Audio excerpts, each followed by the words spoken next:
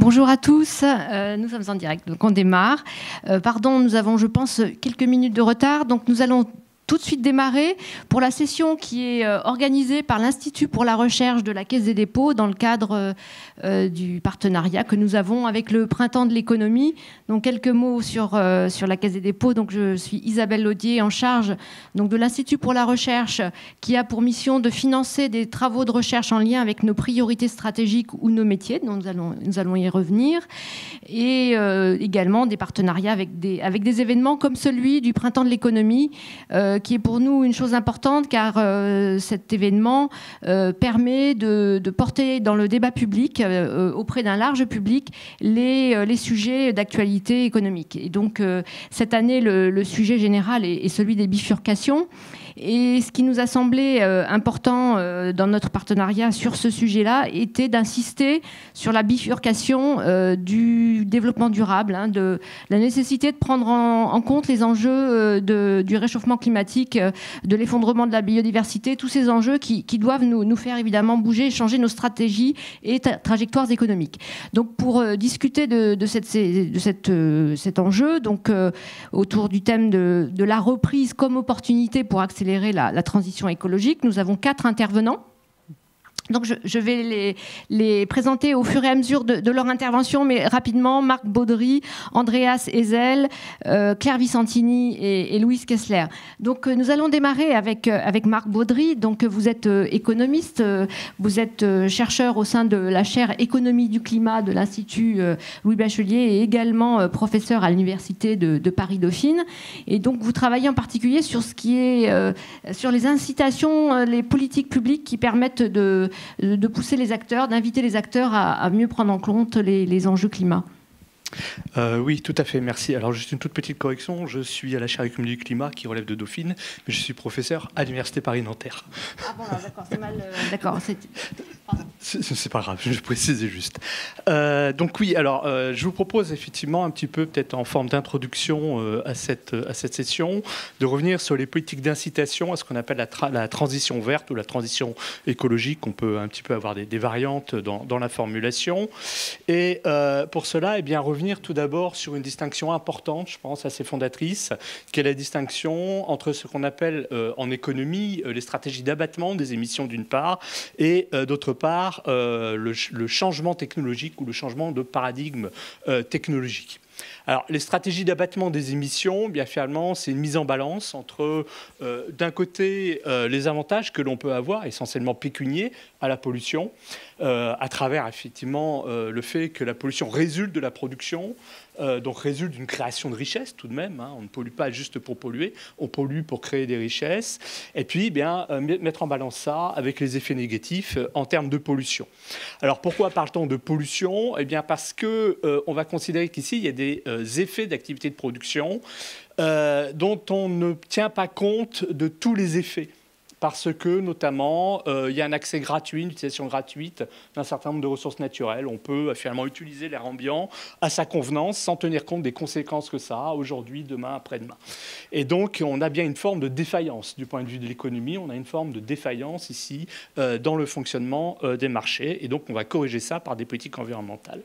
Donc, il faut distinguer cette logique d'abattement des émissions de la logique de transition, qui va consister à changer de technologie pour passer de technologies, donc ici j'ai mis l'image par exemple de centrales à charbon, c'est assez d'actualité, vers des modes de production d'énergie, d'électricité ici en l'occurrence, après, beaucoup plus vertueux du point de vue environnemental, en tout cas vis-à-vis du réchauffement climatique, par exemple, les systèmes dits power to gas, production d'électricité à partir d'hydrogène, et ainsi de suite.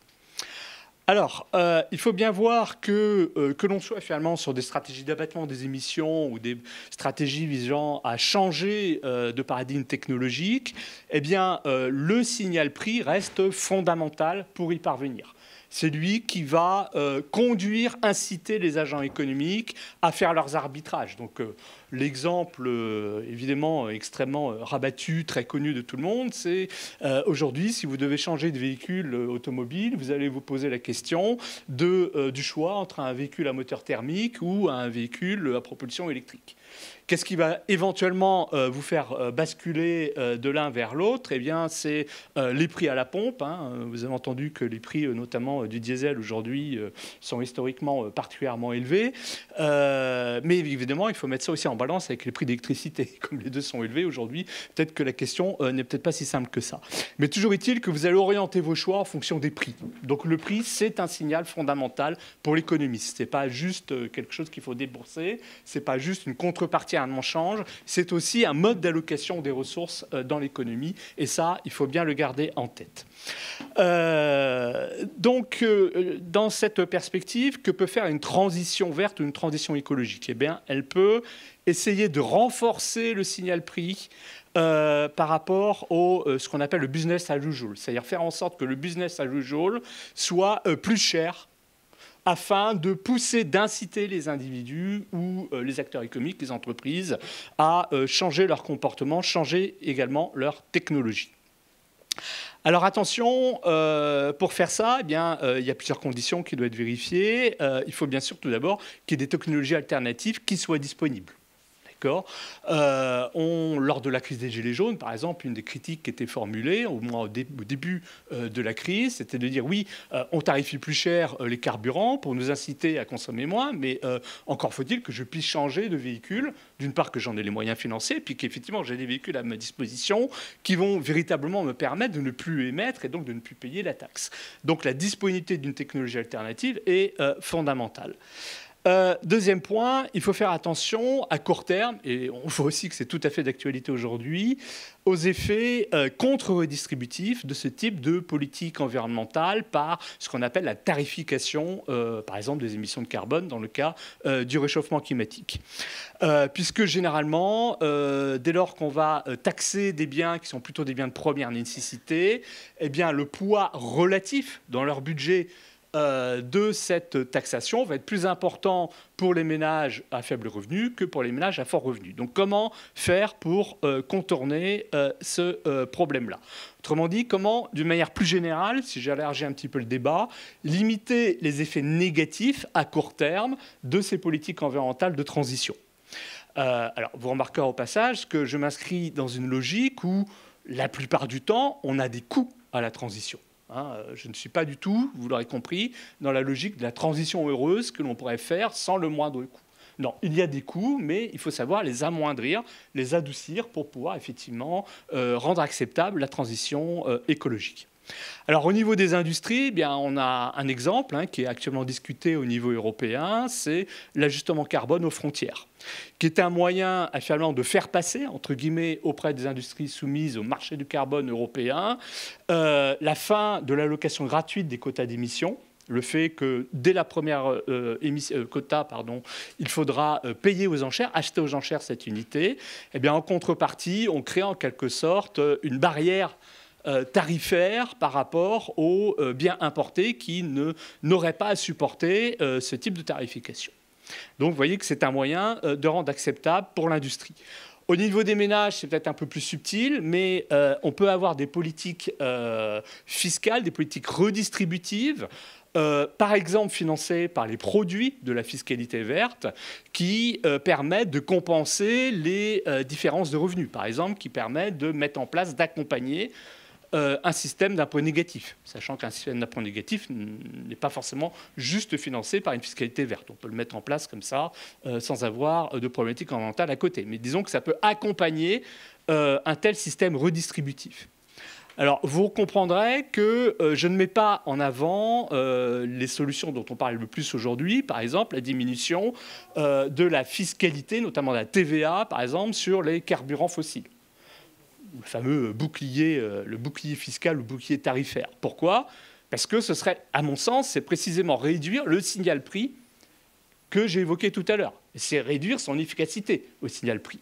Alors qu'à mon sens, d'autres politiques redistributives telles que l'impôt négatif permettent de corriger les effets contre-redistributifs sans distordre le signal prix. Ça, c'est un point très important. En outre, notez bien que, par exemple, une baisse de la TVA, c'est peut-être une fausse bonne idée dans la mesure où, pour rétablir un peu de pouvoir de marché, de pouvoir d'achat, des ménages aux revenus les plus faibles, il faut finalement fortement augmenter aussi le pouvoir d'achat des ménages les plus riches. Donc finalement, est-ce vraiment de la justice sociale? Ça peut être questionné. Alors, j'ai beaucoup ici milité pour la politique environnementale, sous des formes finalement relativement classiques. Pour autant, dans une logique de transition écologique, cette politique n'est pas forcément suffisante. Il y a notamment dans la littérature économique un débat entre ce qu'on appelle les tenants du price fundamentalism, qui, si j'essaie de résumer le plus, consiste à dire corrigeons finalement le signal prix pour les problèmes de pollution, et le reste suivra. C'est-à-dire qu'on n'a pas de politique spécifique après à mettre, par exemple, en place pour l'innovation verte. D'accord ? Et il y a des détracteurs de ce price fundamentalism qui disent au contraire, non, ça ne peut pas marcher comme ça. Il faut coupler à la politique environnementale d'autres types de politiques, et notamment des politiques d'innovation verte. Pourquoi ? Parce que l'innovation, elle résulte de l'accumulation de savoirs. Or, les savoirs que l'on a acquis jusqu'à présent, ce sont des savoirs qui étaient orientés vers l'économie grise, l'économie carbonée. D'accord ? Et ces savoirs, on ne peut pas forcément les rediriger vers la production d'innovation verte. Il faut développer de nouveaux savoirs. Il faut reconstituer un stock de savoirs que l'on n'a pas constitué jusque-là pour mettre l'économie sur la trajectoire verte, soutenable. D'accord ? Et donc, ces économistes-là vont plaider pour le couplage d'une politique explicitement d'innovation verte à la politique environnementale. Alors, pour fixer un petit peu les idées et de manière un petit peu imagée, eh bien, en fait, on utilise ici le principe de il faut un instrument de politique par objectif de politique économique. D'accord ? Donc, ça signifie que si vous n'avez ni problèmes environnementaux, ni problèmes d'innovation, eh bien, vous êtes sur des rails, vous n'avez pas à choisir la direction. Donc, vous n'avez pas besoin d'instruments particuliers de politique économique. Si par contre, vous avez juste un problème d'accumulation d'émissions de gaz à effet de serre dans l'atmosphère, mais que vous considérez que vous n'avez pas d'autres problèmes à côté, pas de non-substituabilité des stocks de savoir, et bien à ce moment-là, vous avez juste besoin d'un instrument de politique économique. Ça va être la politique environnementale, la tarification, par exemple, des émissions de gaz à effet de serre. Par contre, si vous considérez qu'en plus de ce problème-là, eh bien, vous avez un problème de remise sur la bonne trajectoire du stock de connaissances vertes, eh bien, à ce moment-là, vous êtes un petit peu comme l'avion qui est en 3 dimensions et vous avez besoin de 2 éléments pour vous orienter. L'un pour guider le stock et finalement le niveau des émissions et le stock de polluants, et l'autre pour fixer le stock de connaissances et donc diriger l'innovation verte. Alors, quels instruments d'innovation verte, j'en aurais presque fini, quels instruments d'innovation verte on peut proposer ? Eh bien, il y en a différents. Il y a par exemple des prix d'innovation, qui sont des récompenses en réponse à des cahiers des charges de recherche et développement. Je fais écho ici notamment au prix Horizon, par exemple, mis en place par l'Union européenne, et qui viennent en complément du système des brevets, par exemple, qui sont un instrument générique, donc qui ne permettent pas d'orienter l'innovation sur l'innovation verte. Et puis, on peut éventuellement imaginer, parce qu'à ma connaissance, ce n'est pas encore en place, des systèmes, par exemple, de crédit d'impôt recherche vert additionnels par rapport au crédit d'impôt recherche existant. Et puis, il faut également s'assurer qu'il y ait une coordination entre les efforts de R&D des acteurs, parce que quand vous voulez glisser vers des innovations de rupture, et c'est le cas pour la transition écologique, eh bien, il faut mobiliser des connaissances qui viennent de secteurs qui traditionnellement ne travaillent pas ensemble. Et donc, il faut finalement réussir à mettre en place des mécanismes incitatifs pour qu'ils travaillent ensemble. D'accord ? Alors, financièrement, et c'est ma dernière diapositive, je vous rassure, financièrement, est-ce qu'il y a besoin d'un soutien financier particulier ? Eh bien, tout d'abord, on pourrait se dire qu'il faut flécher la réallocation des ressources de la fiscalité verte vers, finalement, l'innovation verte, ou éventuellement vers la compensation des effets contre-distributifs de la fiscalité environnementale. C'est vrai pour le deuxième élément, pas tant pour le premier, parce que les économistes ont plutôt tendance à dire que les produits à fiscalité verte, il faut surtout les utiliser pour diminuer les prélèvements obligatoires qui sont les plus distortifs dans l'économie. Et ça peut être des prélèvements qui sont sur de tout autre secteur, par exemple les prélèvements sur le travail. Donc voilà, je pense que je vais m'arrêter là et je vais laisser la parole aux autres. Marc Baudry, merci infiniment. Je vous rappelle simplement que vous pouvez éventuellement, pour ceux qui sont à distance, poser des questions. Il faut aller sur le site le live du Printemps de l'économie ou bien sur Twitter et vous faites hashtag Printemps de l'éco en un seul mot pour poser vos questions et normalement je les reçois. Merci beaucoup. Donc nous allons maintenant écouter Andreas Ezel. Vous êtes expert au sein de l'Institut Jacques Delors, plus particulièrement spécialiste des questions de politique économique, macroéconomique, politique budgétaire, questions de dette publique, questions d'investissement. Cette question de la relance verte, c'est-à-dire profiter de la relance après la crise Covid pour accélérer la transition écologique, c'est en fait une orientation qu'on a vue dans plusieurs pays en Europe. Ça nous intéressait en fait de vous inviter pour avoir une idée des autres plans de relance verts en Europe en ce moment. Donc, et peut-être aussi d'ailleurs un mot sur ce qui est fait à l'échelle de la Commission européenne elle-même.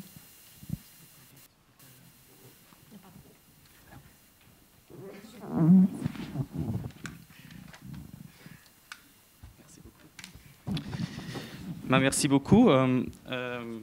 Voilà, je vais parler maintenant beaucoup de la dimension européenne. Je pense que tout le monde a entendu l'année dernière voilà, la décision de mettre en place un plan de relance européen. Pour la première fois, on a mis une dette commune au niveau européen pour financer au moins une partie de la relance économique, ça s'appelle Next Generation EU, qui consiste à 807 milliards d'euros en subventions et prêts. Et au centre de ce plan de relance européen est ce qu'on appelle la facilité pour la reprise et la résilience, qui consiste voilà, de tous ces prêts, mais aussi de plus de 300 milliards d'euros de subventions. Et il y avait plusieurs objectifs en fait pour ce plan de relance européen. C'était d'abord donner une réponse macroéconomique européenne face à la crise Covid, aussi pour à démontrer une solidarité avec les pays les plus touchés en fait par la crise Covid, mais aussi les moins riches, parce que sont ceux qui sont généralement les plus vulnérables par rapport à des crises. Et dernièrement, et ça c'est l'élément de ce qu'on veut particulièrement parler ici, on a aussi vu ça comme opportunité d'une certaine manière, cette crise, pour accélérer la transition verte et numérique. Et en fait, dans le cadre du plan de relance européen, en fait, les États membres présentent leur plan de relance et de résilience nationaux. Ils peuvent avec ça financer des investissements et des réformes dans la période de 2020 à 2026. Et ces plans doivent remplir des critères communs pour être acceptés, être approuvés par la Commission européenne et le Conseil de l'Union européenne. Et si on veut parler de la transition écologique, il y a plusieurs éléments dedans qui sont très importants. C'est d'abord l'objectif vert de 37%, donc au moins 37% de l'argent qui est financé via le plan de relance européen doit aller dans la transition verte. Donc ce sera au moins 125 milliards d'euros si on ne prend que les subventions. Et il y a aussi le principe de do no significant harm dedans pour toutes les mesures, qui veut dire qu'il n'y a pas d'investissement qui peuvent aller dans l'autre sens, en fait. Et un dernier élément, je pense, qui est aussi important, si on veut parler de la transition verte, voilà, c'est pas que l'argent, c'est pas que l'investissement, mais c'est aussi les réformes, c'est les règlements qu'il faut mettre en place pour achever la transition verte. Et voilà, ces mesures étaient évaluées sur une base d'une méthodologie commune. Pour l'instant, en fait, on est dans la phase voilà, où la plupart des plans étaient adoptés, donc 20 des 27 plans de relance nationaux ont été approuvés par la Commission jusqu'à présent. Il y a encore 5 plans qui sont en cours de négociation, donc avec la Pologne, l'Hongrie, l'Estonie, la Suède et la Finlande. Et particulièrement avec la Pologne et l'Hongrie, il y a encore beaucoup de questionnements autour de la question d'état de droit, en fait, particulièrement comment ces fonds vont être utilisés pour assurer qu'il n'y a pas de problèmes de fraude, corruption, tout ça, mais il y a aussi des questions plus grandes qui se posent là. Et il y a 2 États membres qui n'ont pas encore soumis un plan de relance national, c'est les Pays-Bas et la Bulgarie. Mais là, c'est plutôt lié à des raisons internes. Il y avait des élections cette année et dans les 2 pays, il y a des problèmes pour trouver en gros une majorité parlementaire. Si on regarde la dimension verte dans ce plan, à première vue, on voit bien que la dimension verte dépasse largement l'objectif de 37% pour plusieurs pays, pour la plupart des pays. Si on regarde particulièrement des pays plus petits comme le Luxembourg, l'Autriche, la Belgique, on arrive à au-dessus de 50 ou presque à 50% de tous les investissements. Mais si on regarde l'ensemble de plans de relance nationaux, on arrive à peu près 200 milliards d'euros de dépenses pour l'investissement vert. Si on ajoute des prêts aussi, il n'y a pas beaucoup des États membres qui ont pris des prêts, mais certains aussi. Et là, les règles des critères communs s'appliquent aussi. Comme là, on vient de parler de l'innovation verte, les plans de relance prévoient aussi une bonne partie de cet argent pour financer l'innovation verte. C'est un peu difficile à dire exactement le montant parce que ça dépend de la définition de l'innovation verte, mais selon la Commission européenne, au moins 10 milliards d'euros. Selon nos propres analyses, c'est même un peu au-delà de ça. Maintenant, j'aimerais bien aborder quelques défis en fait pour une relance verte. Et d'abord, c'est l'enjeu de l'additionnalité. Donc, je pense que d'abord, c'est très bien le plan de relance qui était décidé. Il y a, avec ces critères communs, vraiment aussi un peu la volonté politique de mettre l'argent sur la table sur la transition verte.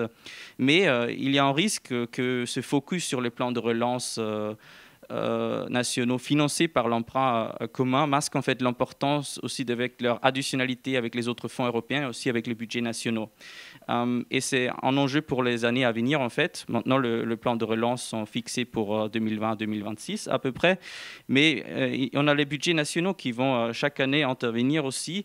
Et la grande question va être comment les États membres décident aussi d'investir avec leur propre argent dans la transition verte. Et une première analyse de plan qu'on a déjà fait pendant l'été était plutôt qu'il y a beaucoup de projets qui étaient initialement déjà prévus et financés par les budgets nationaux qui étaient simplement transférés dans le plan de relance, dans le financement européen en fait. Et donc il y a un vrai risque qu'il n'y a pas vraiment une augmentation de l'investissement, mais simplement on change le financement. Je pense que c'est quelque chose de très important pour réussir la transition verte, d'assurer cette additionnalité, qu'on augmente les ambitions précédentes de manière significative en termes d'investissement public. Un deuxième enjeu, c'est le type d'investissement vert. Je pense que la majorité des plans est assez ambitieuse par rapport au financement de l'innovation verte.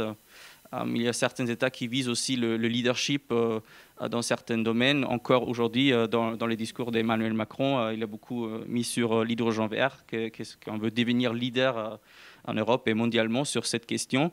Je pense que c'est, par contre, si on veut parler de l'innovation verte particulièrement, très important de ne pas oublier aussi des autres technologies innovatrices qui ne sont peut-être pas encore très matures, mais je pense qu'on a un intérêt d'essayer de financer tous les types de technologies qui peuvent nous aider à arriver à net zéro en 2050. C'est souvent incertain, on ne sait souvent pas si ces technologies marchent en fait, mais je pense qu'il y a plus d'ambition nécessaire là, spécialement pour assurer qu'il n'y a pas qu'une seule technologie et en gros financée.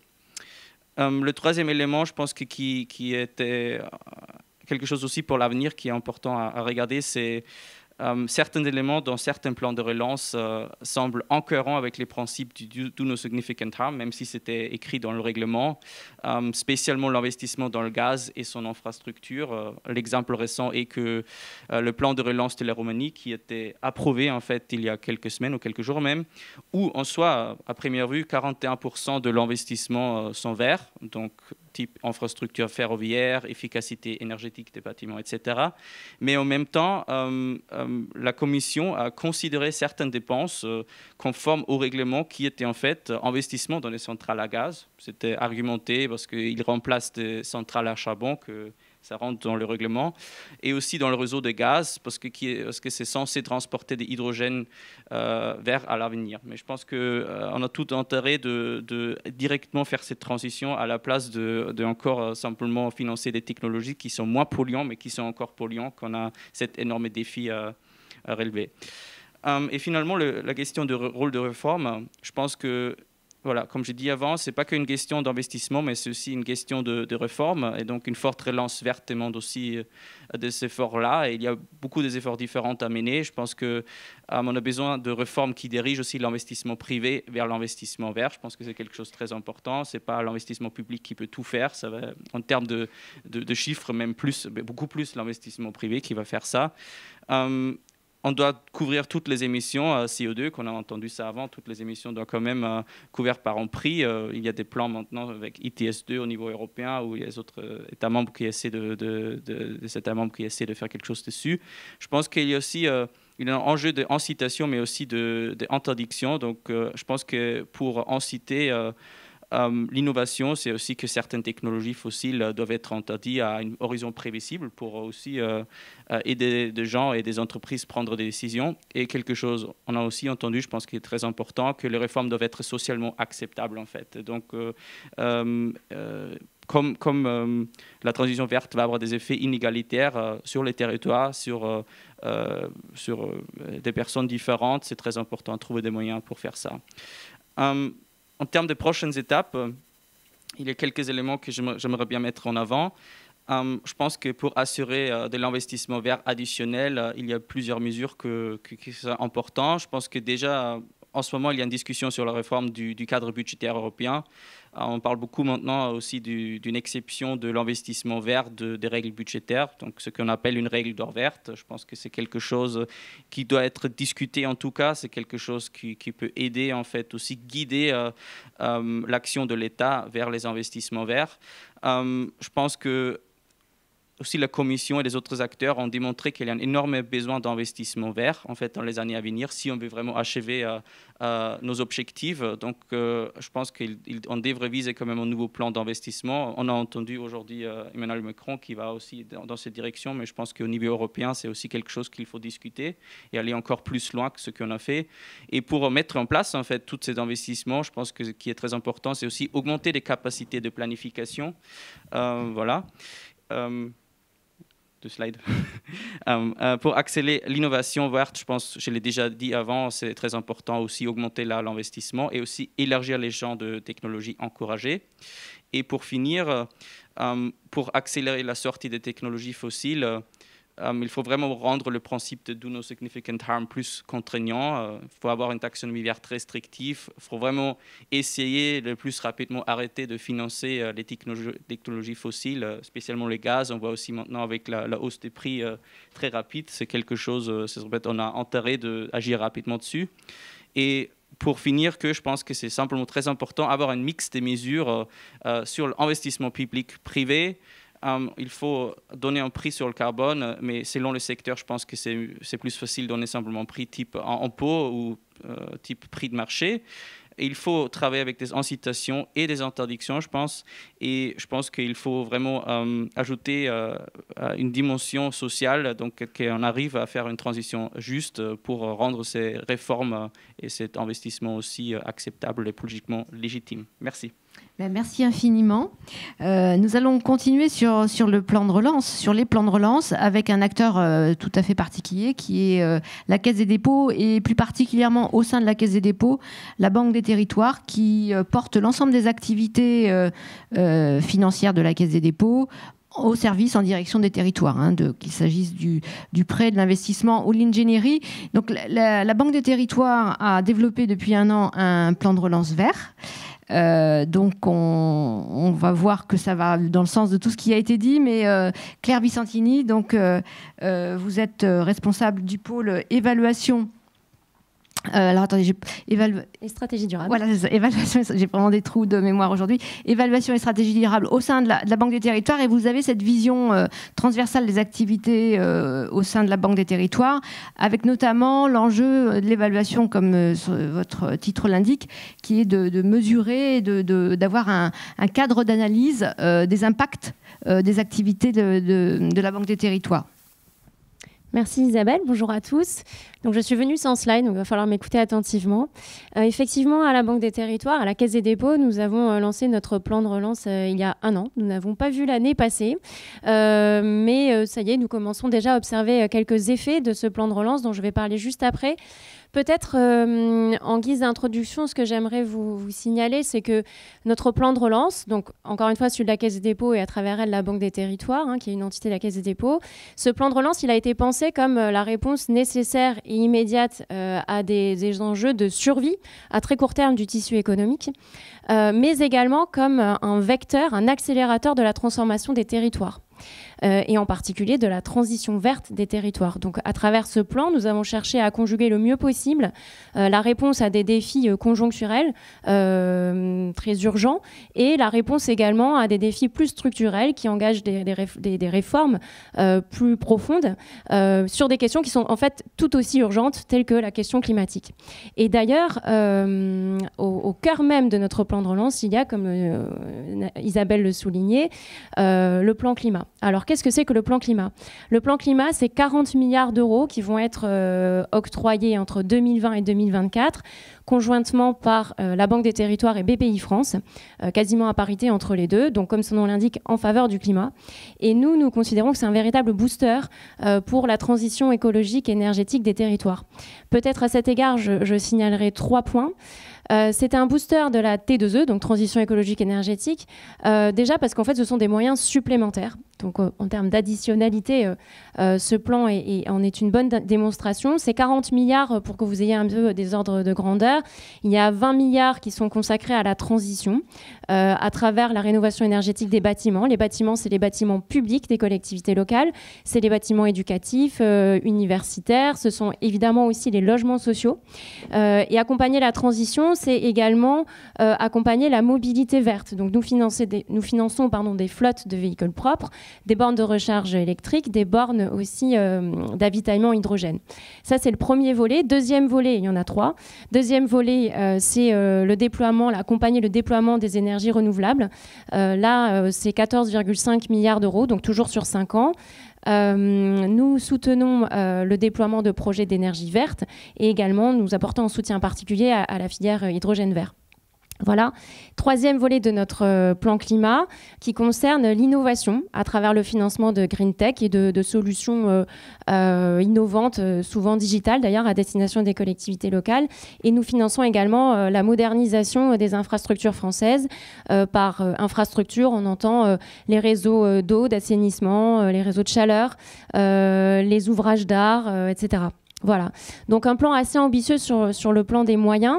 C'est un vecteur d'accélération, ce plan climat également, parce qu'en fait, depuis 1 an qu'on l'a lancé, on a également lancé tout un tas de nouvelles offres.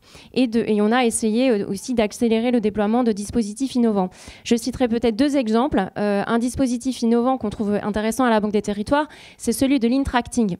En un mot, l'Intracting, c'est un système d'avance remboursable qu'on utilise sur la rénovation énergétique des bâtiments publics. Et comment ça marche en fait quand une collectivité a un projet ou un collectif même de collectivités a un projet de rénovation énergétique d'un ou de plusieurs de ces bâtiments publics, la Banque des Territoires octroie une avance et ensuite cette opération énergétique génère des économies d'énergie et ces économies d'énergie, donc les coûts évités, servent à rembourser la Banque des Territoires de ces avances donc remboursables. Ça c'est un premier exemple. Un deuxième exemple, c'est notre offre, notre programme qui s'appelle 1000 écoles, qui consiste en la rénovation sur 2 ans de 1000 écoles dans des villes de taille moyenne qui font partie d'un dispositif qu'on appelle Action Cœur de Ville, à destination donc des villes moyennes. Là, l'idée, c'est d'avoir dans un temps très resserré un dispositif exceptionnel, incitatif, pour pousser les collectivités locales à rénover énergétiquement leur parc bâtimentaire éducatif. À travers cette offre, on cherche vraiment à déployer tout un continuum, à la fois d'aider les collectivités selon leur stade de maturité sur le sujet à faire un bilan de leur patrimoine immobilier, ensuite les aider à savoir comment mener ces travaux, quel degré d'exigence se donner, et puis comment ensuite prioriser les investissements, comment aussi réaliser le montage financier. Ce qui me permet de faire la transition avec le 3e élément que je voulais souligner, c'est que en fait, à la Caisse des dépôts, on est quand même connu souvent pour avoir beaucoup d'argent, à la fois en investissement et en dette. Donc c'est vrai qu'on a des plans ambitieux sur le plan financier, mais en réalité, si on a des fonds à octroyer, mais pas de projet en face à financer, ça ne sert à rien. Et ça, on s'en est rendu compte il y a déjà un petit moment, mais dans le cadre du plan climat, on a vraiment beaucoup axé nos travaux et nos efforts sur l'ingénierie. Je citerai là un exemple sur notre offre en ingénierie T2E et biodiversité à destination, encore une fois, des villes moyennes du programme Action Cœur de Ville. C'est nos offres SGREEN et SGREEN+, qui visent à aider les acteurs publics locaux à mieux connaître le potentiel écologique de leur territoire et, dans un deuxième temps, à formaliser une feuille de route pour engager une transformation en profondeur sur ces thématiques-là. Voilà, donc là, ce que je voulais donc, mettre en avant, c'est qu'il y a eu vraiment un effet catalyseur du plan de climat pour la Caisse des dépôts, pour la Banque des territoires. Et donc, on est maintenant à 1 an du début de ce plan climat. On commence déjà à observer quelques effets. Il y a une certaine inertie au départ sur certaines thématiques, par exemple justement la rénovation des bâtiments publics. On a vu que l'enjeu de l'ingénierie était crucial et qu'avant de voir des projets émerger, il fallait tout le stade amont de l'ingénierie. C'est pour ça qu'on commence à observer des effets, mais qu'on va surtout commencer à les observer un peu plus tard. Mais néanmoins, ce qu'on peut déjà signaler, c'est qu'on est à 21% de taux de déploiement à mi-juin. Donc là, nous sommes en octobre, ça doit être même un peu plus. À fin juin 2021, on était à un taux de déploiement de 21%. Ça correspond à 8,7 milliards d'euros. Et pour la Banque des territoires, 4,2 milliards d'euros qui se concentrent principalement sur la rénovation et les déploiements des énergies vertes. J'ai quelques chiffres en stock sur nos réalisations et nos impacts. Peut-être que je vais vous en faire grâce pour ne pas vous assommer de chiffres. Vous pourrez les retrouver en ligne, bien sûr, sur notre site caissedesdépôts.fr. Néanmoins, ce que je voulais signaler, c'est qu'on a effectivement très à cœur de suivre les réalisations et les impacts de ce plan de relance et de ce plan climat. Notre directeur, Olivier Sichel, nous le relate très souvent, jusque dans les plus hautes sphères étatiques. Ce suivi extra-financier du plan relance est très, très regardé et de plus en plus regardé. Ce que, en tant que responsable stratégie durable évaluation, ce qui me réjouit beaucoup, évidemment. Et donc, peut-être pour vous citer quelques chiffres, en 1 an, nous avons rénové 125 000 logements sociaux, ce qui correspond à peu près à 275 000 bénéficiaires. Nous avons aussi contribué à la rénovation énergétique de 330 000 mètres carrés de bâtiments publics, etc. etc. Voilà, donc un certain nombre d'effets déjà qui s'observent. Concrètement, quel type de projet on peut soutenir à travers ce plan climat ? Ce que je voudrais mettre en avant, c'est qu'en fait, nous nous intéressons à tous les territoires français, qu'ils soient petits, que ce soit des petits acteurs locaux, de grands acteurs locaux. Absolument toutes les régions françaises sont irriguées par notre plan de relance et nous intervenons sur toutes nos modalités d'intervention, que ce soit, comme Isabelle le précisait, l'ingénierie, l'investissement, le prêt. Et donc, pour vous donner un très faible échantillon de ce qu'on finance, par exemple, nous avons financé dans la collectivité territoriale de Guyane le déploiement d'infrastructures éducatives et de mobilité à travers 2 offres que nous avons, le MobiPrêt et l'EduPrêt. Nous avons également financé dans le Cher un parc éolien. Nous avons ensuite financé à Bordeaux une centrale photovoltaïque, la centrale photovoltaïque de Labarde, qui a vocation à être la plus grande de France. Donc là, c'est un gros projet. Qu'est-ce que je pourrais citer encore ? À Toulon, à la métropole de Toulon, Provence-Méditerranée, nous avons financé une solution d'avitaillement hydrogène pour la flotte de bus. Voilà, donc vous voyez, on a tout un panel de projets, et encore je n'en cite qu'une infime partie. Alors maintenant que nous avons lancé tout ça et qu'on commence à observer un certain nombre d'effets, je me dépêche, j'ai bientôt terminé. Justement, qu'est-ce qu'il nous reste à faire ? Comment nous envisageons la suite ? Peut-être je mentionnerai 4 enjeux importants à mes yeux. Le premier, c'est que nous devons être vigilants à continuer, à ne pas nous reposer sur nos lauriers et à veiller à ce que nos financements en faveur de la T2E augmentent en valeur absolue et en pourcentage de nos interventions. Nous suivons régulièrement ces chiffres et bientôt, donc, la taxonomie européenne des actifs durables va nous permettre de un peu préciser ces choses-là et être sûr que ce qu'on considère comme vert actuellement l'est réellement au regard, en tout cas, de la taxonomie européenne. Deuxième enjeu, continuer à travailler auprès des collectivités locales pour les sensibiliser, les acculturer. Clairement, on essaie de, comme on le dit peut-être un peu pompeusement, jouer de notre effet de levier sociétal qui correspond à une de nos missions d'intérêt général pour éviter que en fait, les collectivités locales aient une vision trop court-termiste de leur changement qui en plus est rythmée souvent par le calendrier électoral. Donc typiquement, pour le dire de façon très très simpliste, éviter qu'on plante quelques arbres ça et là en essayant de cocher la case végétalisation sans chercher à engager une réforme plus structurelle et plus efficace, verte dans les territoires. Troisième enjeu, alors je passe très vite, mais c'est celui de l'évaluation. Nous croyons beaucoup à l'importance, à la nécessité d'évaluer en amont les projets pour être sûr qu'on finance des choses qui sont vertueuses du point de vue social, environnemental. Évaluer en cours de route pour être sûr que nos actions ont l'impact escompté et ajuster le tir si besoin. Et également évaluer ex post pour voir si les impacts observés sont à la hauteur de ce qu'on avait imaginé. Je citerai juste aussi peut-être le fait que nous commençons à mener des évaluations socio-économiques. C'était intéressant ce que vous disiez, Monsieur Baudry, parce qu'en fait, à travers ces évaluations socio-économiques, on essaie de monétariser des gains gains et des coûts cachés parce que jusqu'ici non monétarisés. Et en fait, on a mené par exemple une évaluation socio-économique sur le village olympique des athlètes dans le cadre des JO 2024 à venir. Et cette évaluation permettra, parce qu'on va la publier bientôt, de montrer notamment aux collectivités locales que, effectivement, s'engager dans un projet exigeant sur le plan environnemental, ça a un coût, voire on peut dire ça que ça a un surcoût, mais ce surcoût est largement compensé par les bienfaits en termes de santé publique, en termes de lutte contre le changement climatique ou d'adaptation au changement climatique. Et donc, même si dans les business plans actuels qui sont uniquement financiers, ça ne se voit pas, en réalité, ce sont des gains et des coûts qu'il faut avoir bien en tête. Et dernier enjeu, et je m'arrêterai là. Pardon, excusez-moi d'être un peu longue. C'est qu'une intervenante. On essaie d'enrichir toujours notre offre et de caler au plus près des enjeux et des besoins de la France. Notamment, le sujet qui nous occupe beaucoup actuellement, c'est celui de l'adaptation au changement climatique, qui est un sujet complexe, mais auquel on doit bien beaucoup s'attaquer. Merci beaucoup Claire. Je suis désolée de faire le gendarme du temps de parole, mais malheureusement, 1 heure, ça se déroule très vite. Donc, nous allons maintenant écouter Louise Kessler, donc de l'Institut pour l'économie du climat, I4C. Vous êtes directrice du programme économie, recherche en économie d'I4C. Et donc, vous avez pu réaliser des bilans des plans de relance, enfin en tout cas en France, depuis 1 an. Et puis surtout, ce qui est intéressant, c'est que vous allez nous préciser ce qui reste à faire, ce qui manque et ce qu'il faudrait développer.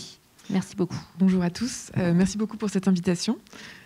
Donc, effectivement, mon intervention va porter sur l'après-relance, mais d'abord, je vous propose de faire un petit retour en arrière. Donc, en fait, vous savez, en France, la feuille de route climat de la France s'appelle la stratégie nationale bas carbone, et c'est la feuille de route qui détaille, en fait, quelle doit être la trajectoire des émissions des différents secteurs pour atteindre l'objectif de neutralité carbone d'ici 2050. Donc là, SNBC, vous allez la voir souvent dans ces slides. Depuis 2014, donc, I4CE réalise un recensement des investissements climat qui sont réalisés en France par des acteurs publics et privés tous les ans. Et en fait, il compare chaque année aussi ces investissements réalisés sur le terrain. Donc ça peut être des investissements d'énergie renouvelable, ça peut être des véhicules bas carbone, c'est des investissements de réseaux de transport en commun, par exemple. Et il les compare aux besoins d'investissement estimés justement à partir de cette stratégie nationale bas carbone. Donc vous voyez là, en fait, en 2019, donc avant la crise, on avait recensé à peu près 38 milliards d'euros d'investissements publics et privés en France favorables au climat. Sachant que, d'après la stratégie nationale bas carbone, il faudrait, sur la période 2020-2023, atteindre un niveau moyen annuel de 50 à 55 milliards, et sur la période suivante, de 2024 à 2028, de 65 à 75 milliards. Donc, c'est-à-dire que très rapidement, il va falloir que les investissements climat en France doublent de volume. Alors, en plus, 2 petits caveats. A priori, ces besoins d'investissement sont sous-estimés. D'une part, parce que la stratégie nationale bas carbone est très détaillée pour certains secteurs et beaucoup moins sur d'autres. Donc, elle est très détaillée sur le bâtiment, donc ça nous permet d'estimer les besoins de rénovation. Elle est détaillée également sur les véhicules bas carbone, donc le rythme auquel la décarbonation du parc de véhicules doit se faire. Et sur les énergies renouvelables, en revanche, il y a beaucoup moins d'informations précises sur, par exemple, l'industrie, l'agriculture et les besoins d'adaptation. Donc, il y a tout à parier que ces besoins d'investissement, en fait, sont d'une sous-estimation. Et d'autant plus que la stratégie nationale bas carbone avait été établie au moment où l'objectif de la France était de réduire les émissions de gaz à effet de serre de 40% d'ici 2030 par rapport au niveau de 90, alors que vous savez, cet été, depuis l'Union européenne a rehaussé cet objectif à moins 55%. Donc il y aura une nouvelle SNBC qui sortira dans quelques mois, et voilà, donc a priori avec une accélération de la décarbonation qui risque de se traduire par des besoins d'investissement plus élevés. Alors, donc, le plan de relance a permis de combler une partie de cet écart, parce qu'il a permis de... En fait, l'État a fait un gros effort de dépenses publiques en faveur de climat, du coup, en 2021. Donc là, vous voyez aussi, des travaux qu'on a fait également, donc là, on regarde juste les dépenses de l'État favorables au climat. Donc, ça a doublé entre 2012 et 2021, mais on voit, donc, on est passé de 15 à 30 milliards d'euros à peu près, mais on voit qu'il y a une grosse partie de l'effort en 2021 qui vient du plan de relance. Donc, c'était à peu près 6 milliards d'euros sur les 30. Là encore, donc, et notamment le plan de relance, donc, mes collègues en ont parlé un peu, mais il a beaucoup porté sur la rénovation des bâtiments avec MaPrimeRénov', sur le soutien du ferroviaire, mais également sur la poursuite de la décarbonation du parc automobile. Donc en fait, ce plan de relance, il a permis de rattraper une partie du retard de la France en ce qui concerne les besoins d'investissement public. Donc je suis désolée, c'est tout petit sur les slides, mais donc vous voyez en bleu les niveaux historiques d'investissement public, en vert les besoins d'investissement public, et vous voyez qu'en 2021, le bleu et le vert ne sont pas très loin. Donc ça, c'est ce qu'il y a dans le rond rouge, c'est-à-dire que en 2021, les investissements publics étaient grosso modo là où ils devraient être, si l'on s'en tient à la SNBC. Mais en revanche, vous voyez, sur la prochaine période, le prochain budget carbone 2024-2028, ces besoins d'investissement public augmentent fortement. Voilà, donc il y aura un gros gap, un gros écart à combler qui est de l'ordre de 14 milliards d'euros par an. Alors, donc aujourd'hui, nous, donc chez I4CE, on essaye de soulever le débat sur, OK, donc maintenant il y a eu le plan de relance, ça a été utile, mais qu'est-ce qu'on fait? Qu'est-ce qui se passe dans la pré-relance? Et il y a 3 enjeux qu'on a identifiés principaux. Donc, le premier enjeu, c'est de pérenniser l'effort public et a priori de dépenser plus. Le deuxième enjeu, c'est de dépenser mieux. Et le troisième enjeu, c'est de dépenser pour tous. Alors, donc, premier enjeu, donc, la pérennisation de l'effort public pour le climat. Donc, vous le savez, donc, il y a eu la crise du Covid, il y a eu le plan France Relance qui a été annoncé en 2020, donc 100 milliards d'euros au total pour l'économie française, avec un volet vert de 30 milliards. Alors, tout ce qui est vert n'est pas climat, donc le volet climat a été estimé entre 18 et 20 milliards d'euros, et ce plan a été financé par l'Union européenne à hauteur de 40 milliards d'euros. Alors, je suis désolée, ces slides ont été faits hier, et ce matin, il y a eu l'annonce du président Macron sur le plan France 2030, donc c'est pas tout à fait à jour. Donc, vous le savez, il y aura maintenant le plan d'investissement France 2030, là, qui concerne surtout la décarbonation de l'industrie et l'innovation technologique. Donc, c'est un plan, ce matin, ce qui a été annoncé, qui sera de 30 milliards d'euros sur 5 ans, et qui concerne, donc, qui a des aspects climat, donc qui va porter sur l'hydrogène, qui va soutenir également le nucléaire, la décarbonation de l'industrie, mais pas seulement. Et à part ça, sinon, on n'a rien. Aujourd'hui, il n'y a pas d'autres engagements financiers de l'État sur comment est-ce qu'on va atteindre les objectifs 2030 et sur ensuite le moins 55% de l'Union européenne, et ensuite sur comment on va atteindre les objectifs 2050. Voilà. Donc aujourd'hui, on ne sait pas quel sera le niveau de dépenses d'investissement public en faveur du climat après 2022. Alors, deuxième enjeu, c'est dépenser mieux. Donc, c'est quelque chose qu'on pousse beaucoup chez I4CE. Vous avez mentionné également, c'est tout ce qui est évaluation des dispositifs existants et amélioration de leur efficacité. Parce qu'aujourd'hui, en fait, favorable au climat, ça ne suffit pas. Ce qui compte, c'est est-ce que c'est cohérent avec la stratégie nationale bas carbone? Parce que typiquement, remplacer une chaudière au fioul par une chaudière à gaz, bon, ça réduit les émissions. En revanche, ça ne permet pas, c'est pas compatible avec l'atteinte de la neutralité carbone à 2050. Donc pour nous, il faut replacer l'évaluation des politiques publiques dans le contexte de cette feuille de route climat de la France, qui est la stratégie nationale bas carbone. La deuxième composante de l'enjeu dépenser mieux, c'est de réfléchir à une stratégie pour traiter les dépenses dites défavorables au climat. Donc aujourd'hui, les dépenses dites défavorables au climat, dans le budget de la France, ça représente à peu près 16 milliards d'euros. Alors, l'estimation qui est parue hier, qui a été publiée par le gouvernement dans le cadre de l'évaluation l'évaluation environnementale du PLF 2022, du projet de loi de finances, c'était 10 milliards. Mais il y a certaines niches fiscales déclassées qui n'y figurent pas. Donc disons que c'est entre 10 et 16. Voilà. Et donc c'est-à-dire qu'il y a des niches fiscales, des exemptions, par exemple l'absence de taxation sur le kérosène dans l'aviation, le taux réduit, le différentiel de taxation gazole-essence, les taux réduits pour les transports routiers et poids lourds. Voilà, donc tout ça, en fait, quelque part, ça soutient les énergies fossiles. Et on ne dit pas qu'il faut les réduire du jour au lendemain, les supprimer, parce qu'effectivement, il y a beaucoup d'enjeux de compétitivité, d'inégalité qui sont liés également à ces exemptions. En revanche, au moins, réfléchir à une stratégie et un horizon auquel on essaye de les réduire et de les réformer. Troisième composante, donc c'est un point également qui a été soulevé par Claire, c'est sur les investissements publics et notamment ceux à longue durée de vie comme les infrastructures, intégrer systématiquement l'adaptation au changement climatique. On constate qu'aujourd'hui, l'adaptation est trop peu prise en compte malheureusement dans la stratégie de l'État. Troisième enjeu, dépenser pour tous. Donc c'est aussi des points qui ont été soulevés juste avant. Donc effectivement, il y a un enjeu autour de la transition bas carbone qui est qu'il faut que tout le monde ait accès aux aides. Donc il ne faut pas que les aides ne bénéficient qu'aux ménages les plus aisés. Donc par exemple, aujourd'hui, il n'y a que les 50% des ménages les plus aisés qui achètent leur véhicule sur le marché neuf. Donc ils bénéficient d'aides non négligeables, par exemple le bonus automobile pour les véhicules électriques. En revanche, il faut aussi s'assurer que des aides soient disponibles sur le marché de l'occasion et pour permettre aux ménages, même les moins aisés, d'avoir accès à des véhicules électriques.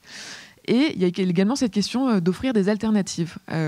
Donc c'était un des points cruciaux qui a conduit à la crise des Gilets jaunes. En fait, la taxe sur les carburants a été perçue comme les ménages ont eu l'impression de ne pas avoir le choix. Ils possédaient leur véhicule thermique, ils avaient beaucoup de kilomètres à faire tous les jours pour se déplacer, pour se rendre au travail, et on leur mettait cette taxe, et donc qui représentait un coût non négligeable pour eux. Donc réfléchir et s'assurer qu'il y ait des alternatives, donc c'est-à-dire des réseaux de transport en commun et des véhicules bas carbone. Et c'est pour ça aussi qu'on soutient plutôt un dispositif du type bonus-malus, où il y a un signal prix au moment de l'acquisition du véhicule, plutôt qu'ensuite une taxe sur les carburants qui risque de surprendre certains ménages.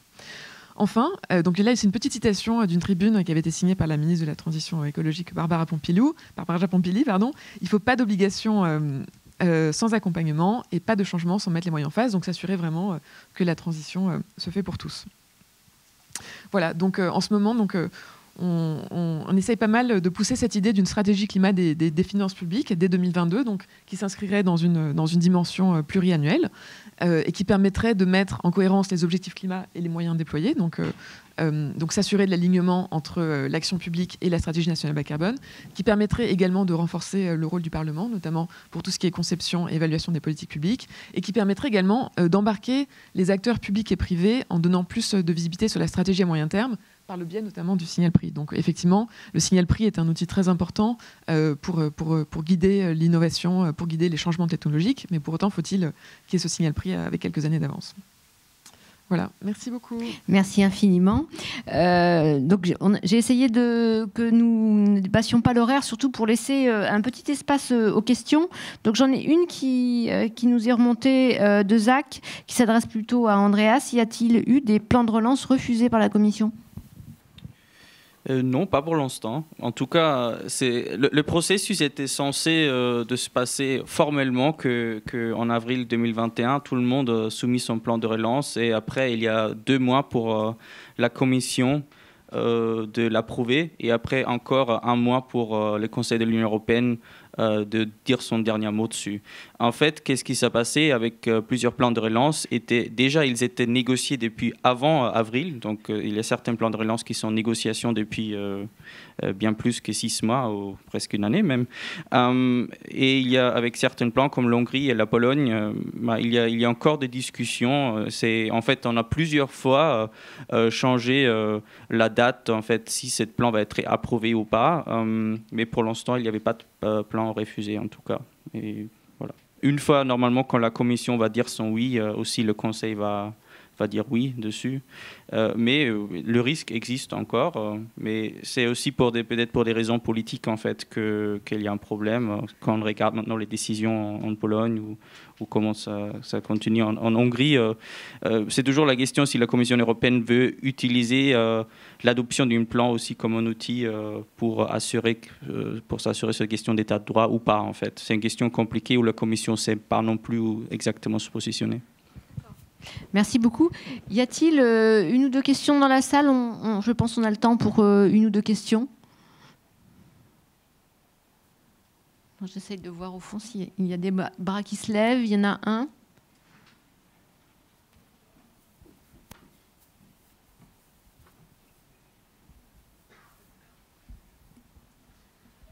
Avec du coup les élections présidentielles de 2022, on a vu qu'il y avait du coup un nouveau plan de relance avec l'Union européenne. Est-ce qu'il ne risque pas d'avoir des changements avec les différents candidats?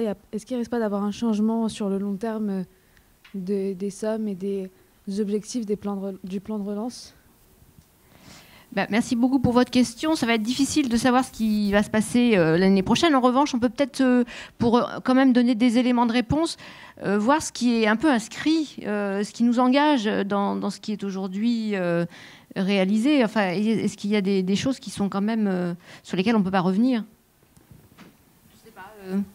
Andreas, Sophie, Louise? En termes de taille, normalement, le plan de relance européen, c'est fixé. En fait, il y a toujours l'option de encore augmenter ça. Je pense que politiquement, ce n'est pas très possible. Après, quelque chose qui reste quand même possible, qu'une fois, on a peut-être un nouveau président, une nouvelle présidente, une nouvelle majorité en France, par exemple, qu'il y a quand même un changement dans les priorités données dans le plan. Mais en fait, comme ces plans...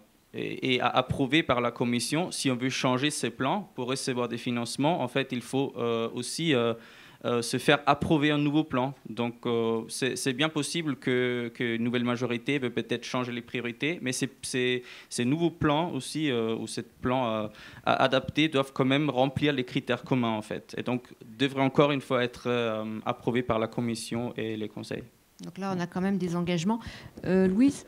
Oui, donc moi j'ai parlé de stratégie climat des finances publiques, donc il n'y a pas une solution en fait. Nous on aimerait bien que chaque candidat à la présidentielle vienne avec une proposition cohérente pour atteindre les objectifs de la SNBC ainsi que les objectifs européens. Et pour le coup, le choix est vaste. Il peut y avoir des candidats qui misent plus sur la fiscalité, donc ensuite à voir comment est-ce qu'ils gèrent la question de l'accompagnement, de la redistribution. D'autres candidats qui misent peut-être sur le secteur privé, donc en favorisant l'innovation. Voilà, donc nous on attend de voir les différentes propositions. On espère qu'elles vont émerger. Merci beaucoup. Une dernière question ou Pierre-Pascal, on doit... Ah. Merci beaucoup.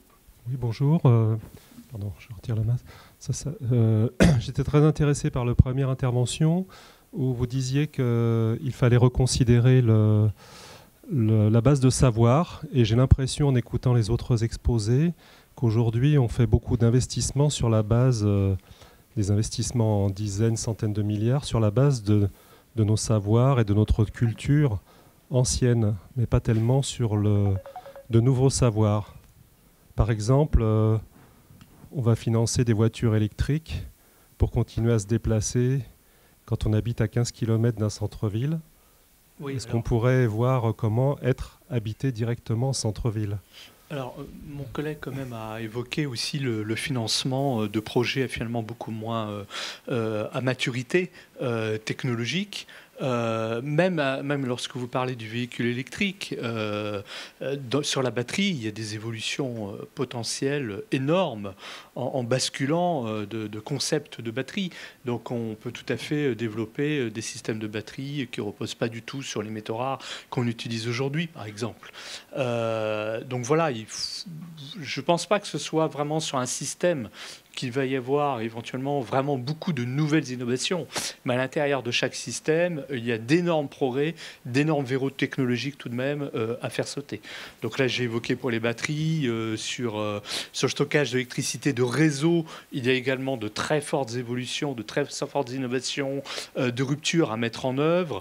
Sur la mobilité, alors plutôt lourde, on le voit par exemple sur l'aéronautique, il y a quand même, alors vous allez me dire si l'hydrogène on le connaît, mais l'hydrogène embarqué, c'est pas si simple que ça. Il y a quand même d'énormes défis à relever parce qu'on sait qu'il faut surtout de l'hydrogène liquide et pour ça, il faut qu'il soit à très faible température et c'est compliqué pour l'instant ou en tout cas très cher d'embarquer ça. Donc, il faut voir aussi qu'il y a beaucoup d'innovations qui consistent à baisser les coûts. Il y a beaucoup de technologies, on peut avoir parfois l'impression, on peut se dire il y a plein de solutions qui existent, pourquoi on ne les met pas en œuvre ? Oui, elles existent, mais elles sont trop chères pour l'instant à mettre en œuvre. Donc, il y a aussi beaucoup d'innovations pour faire baisser les coûts. Et on a vu que les politiques publiques pouvaient avoir un rôle très important pour accélérer la baisse des coûts. On l'a vu par exemple dans les renouvelables intermittentes, dans l'éolien, on a eu des baisses drastiques de coûts. Dans le solaire, on a eu des baisses drastiques de coûts. Et une part importante de ces baisses est quand même imputable aux politiques de soutien de la demande, qui ont pérennisé les marchés et donc favorisé aussi l'innovation plus en amont. Merci beaucoup. Une dernière question ? Vous avez parlé du signal coût. J'enlève le masque, je crois que c'est mieux. Vous avez parlé du signal prix. J'ai lu il y a quelque temps l'ouvrage de Nicolas Bollot, un mathématicien, qui en fait met en avant le fait que le signal prix, il passe sous les radars. Un exemple très simple, on a une pollution atmosphérique qui, selon les dernières études, fait plus de 90 000 morts par an. À ce que je sache, il n'y a pas eu de superbes mesures de protection. On a toujours un diesel, même si le prix du diesel augmente un peu, on a très très peu de mesures pour éviter la propagation de particules fines. Donc le signal prix paraît complètement insuffisant. Et j'ai l'impression que dans vos différentes interventions, c'est une base qui est acceptée par tout le monde. Donc est-ce que justement, dans le stock de connaissances à faire évoluer, est-ce qu'il ne faudrait pas modifier ça ? Merci beaucoup. En fait, votre question porte sur les externalités. Comment on réinternalise ou comment on valorise on valorise des coûts qui ne sont pas pris en compte aujourd'hui. Peut-être Claire ? Oui, merci pour votre question. Donc moi, je me place d'un point de vue opérationnel. Nous, à la Banque des Territoires, on finance des projets, on investe en prêt. Comme je le disais tout à l'heure, en fait, désormais, depuis 1 an, donc ça fait pas beaucoup de temps, mais quand même, dès qu'on investit dans un projet, on prend en compte les externalités positives et négatives. Jusque-là, on avait tendance à quand même être assez centré sur les externalités positives. On ne va pas jusqu'à les monétariser. Ça, on le fait uniquement dans le cadre d'évaluations ad hoc, comme j'ai mentionné tout à l'heure, par exemple, une évaluation socio-économique qu'on vient de lancer. On travaille également, en tout cas, on commence à songer à intégrer ce qu'on appelle la comptabilité écologique et à essayer d'intégrer dans un horizon de temps que j'espère pas trop éloigné, l'ensemble en fait des éléments qui concourent à la prise de décision dans un même business plan, on va dire, c'est-à-dire d'avoir une vision vraiment holistique à la fois des aspects financiers et extra-financiers. Donc, je ne dirais pas qu'on est résigné sur la question, parce qu'au contraire, on agit beaucoup. En revanche, les méthodologies sont quand même assez faiblardes pour l'instant. C'est pas mal de qualitatif encore. Pour chiffrer, on utilise, dans le cadre de l'évaluation socio-économique qu'on a menée, on a utilisé des valeurs tutélaires. La plus connue, c'est celle du carbone, mais en réalité, le cabinet avec lequel on a travaillé a fait pas mal de recherches documentaires pour essayer de monétariser un certain nombre d'impacts. Et encore, cette étude a quand même des limites. Il y a un certain nombre d'impacts qu'on n'a pas pu chiffrer. Voilà, donc on est actif, mais c'est encore un peu compliqué. Voilà, c'est un champ complètement ouvert. Nous allons nous arrêter là. Merci infiniment aux intervenants pour leur passionnante présentation et merci à tout le monde pour votre écoute. Merci beaucoup.